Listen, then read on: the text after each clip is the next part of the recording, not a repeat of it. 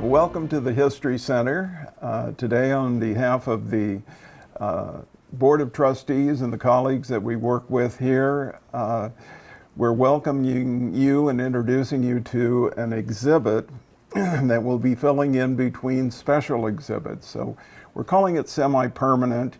More correctly, we're actually naming it Once Upon Laguna Woods. We've taken 16,000 years of human history, which is the purview of our organization, and we are breaking that down into 12 segments that make it somewhat easier to get through the information. We are starting with number one, a natural history. That is not the purview of our organization, but we are using this because the items that we have on display were actually found by the grandchildren of the first residents here. As the excavations took place, we have residue or graded areas that have loose dirt, and the kids got into them and they found all sorts of things because at one time this was the bottom of an ocean. From there we moved to prehistoric peoples. The Akashman people are the people that were here 13,000 years ago and have the longest history, human history, that is part of our timeline. We have connections to them. There are 1,941 Akashman people still in Orange County. They ranged from the San Gabriel River in Seal Beach to the Santa Margarita River in Camp Pendleton or North San Diego County. So they really are the Orange County Indians. However, there were a few Tongva that had villages intermixed. So there were about 250 villages in the area. The Akashman Nation is headquartered in San Juan Capistrano, and we'll talk about a little of that as we move along. The third section that we have for you is the Viceroyalty of New Spain.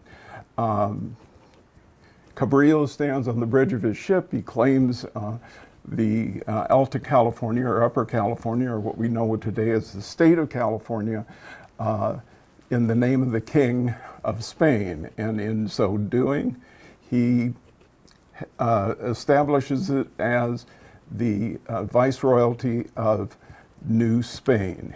And the exploration of this would happen 200 years later. So the Viceroyalty laws that were put into place actually required the enslavement of indigenous people.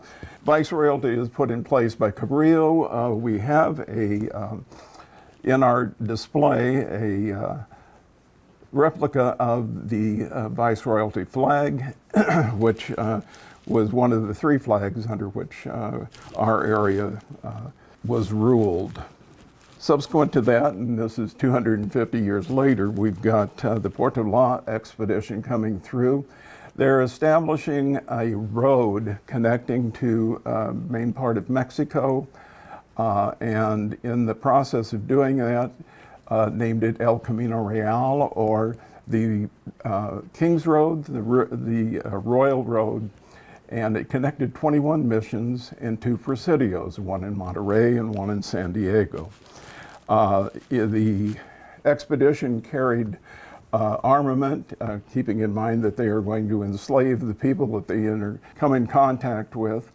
And the process of enslaving the people involved military intervention, and they were accompanied by soldiers that carried what are called trabucos. It's a Spanish term for blunderbuss, early type of shotgun. And you might recognize trabuco as being the name of a canyon in the area. One of the guns was lost. It was in that area, and that's how the name came to be. Anyway, the encountering that took place with the Akashman people was simply nonviolent. There was no need for armament. They were a calm and passive people, and as a result, they had no problems. But the Tongvans, not so much. So the armament that we show is actually a museum replica that is non-firing, but it is accurate, and it was made in Spain. The natives were enslaved to missions. Again, 21 missions in our area. The land that we are on was part of Mission San Juan Capistrano, and the natives there were not called Acajman, they were called Juaneños by the Spanish. It was all part of a process trying to have them integrate into society without maintaining their religious backgrounds. They became what are called neophytes, which were the converts to the Catholic religion. The Portola expedition made this part of Mexico, but it was still being ruled by Spain as New Spain. However, in 1821, Mexico throws out Spain. This becomes a part of the Mexican country, and for the first time there is a Mexican flag. And we have a replica of the Mexican flag, which is very different than the flag that we know today as being Mexico's. The United States invaded Mexico in pursuit of what was commonly called manifest destiny.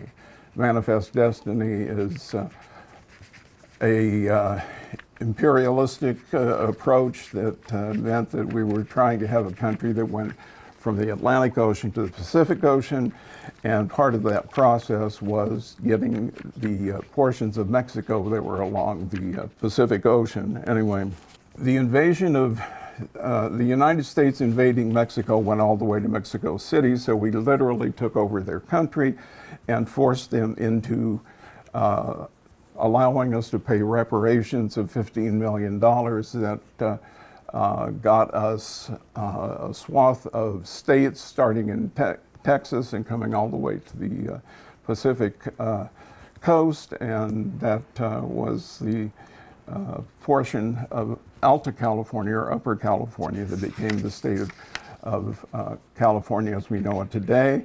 The state is the 31st state, so we have a flag that has 31 stars, which was the flag at the time when we became part of the United States. In 1842, before we get to becoming a state, in 1842, Mexico makes a land grant to the Avila family, and that is a portion of the land from the Mission San Juan Capistrano lands that was given to the Avila family for services made to the government. The property that was made as a Mexican land grant, and I should point out that we have published information, our organization, that indicates that this is a Spanish land grant. It is not. It was a Mexican land grant, and it was made to the Avilas because the gentleman served as a judge for the government out of Los Angeles. Got 13,432 acres, and in that process became known as El Rico, or the Rich One, and his title, Don, was added to his name, first name Juan. Anyway, the property goes through a series of ownerships. The Avila family sells off portions, and in the mid-1800s, a couple of brothers come to town by the name of Rawson, and they buy it back. And in the process of buying it back, they end up with 17,000 acres, which they sell to Lewis F. Moulton and Company.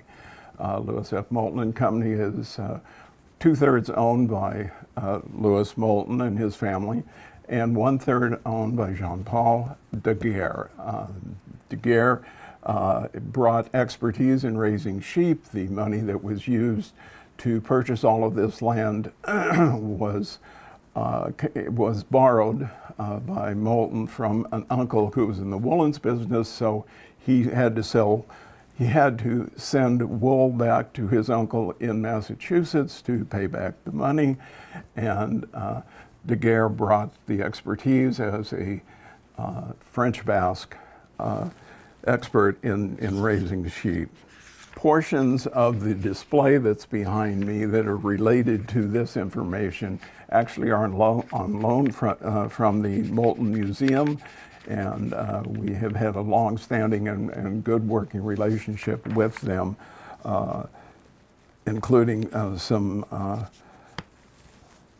full displays that have been here over the years in regards to the Moultons. The Moultons end up growing the 17,000 acres that they bought to 22,000 acres, and the first portion of that was sold to Ross Cortese, who is the Ross in Rossmore Corporation, which is the developer that did Laguna Woods Village. They came with experience. The company was headquartered at what we call the Taj Mahal Medical Building, and the corporation had 210 employees, and having been a tract home developer, when they first get into the retirement business, they do so in Seal Beach. So Leisure World Seal Beach is their first venture beyond regular tract homes, and in the process of getting into the retirement business, Ross Cortese realizes that he needs more information. So he commissions a study from the University of Southern California, which comes back and impresses him to the point that he donates $4 million. Today, $4 million doesn't sound like as much, but in the 1960s money, that was $60 million. That money was used to permanently endow the chair and creates the first gerontology school in the United States. So it was called Rossmore Cortese Institute at USC, and the school is still there. Somebody must have come in with a little more money later, and their name is on the school. No longer is it referred to by its original name. Anyway, so gerontology, what is this? What does this have to do with this? Well, for the first time, they're looking at old people's needs. Prior to this, retirement communities have been based on wants. You want to golf, we have a golf course. You want to swim, we have a swimming pool. You need a doctor? Oh, well, good luck. Well, that isn't what the academics from USC told Ross Cortese. They said, if you're going to market to people who are going to age out in the community, you need to make sure that you're providing for their needs before they're needed. And in that process, there was a doctor and 4 nurses that was in Clubhouse 1 when the first people moved into the community on September 10th, 1964. So the connection to gerontology is important here because it changed the world of retirement communities permanently. The needs-based approach was one that had been ignored until there are gerontology schools. Now, why have a doctor and 4 nurses in Clubhouse 1? Because the programs that we know and take for granted for our health care had not been established yet because they are based on gerontology. So the process was only beginning, and this was pretty radical stuff. And so the medical component that came with buying here came with the whopping purchase of $10,000 to $13,000 for one of our manors. Anyway, the change in the world is the main reason that our organization comes into existence. Laguna Woods History Center is primarily a research facility. It is tied to gerontology insofar as the community is, but the acquisition of the research materials here began when we incorporated in 1977, and we were at that time the Leisure World Historical Society of Laguna Hills, California, Inc. So long name that has gone through a couple of changes, but in that process, the information has been brought together in this particular facility for research purposes. The city of Laguna Woods comes later. That's late 90s.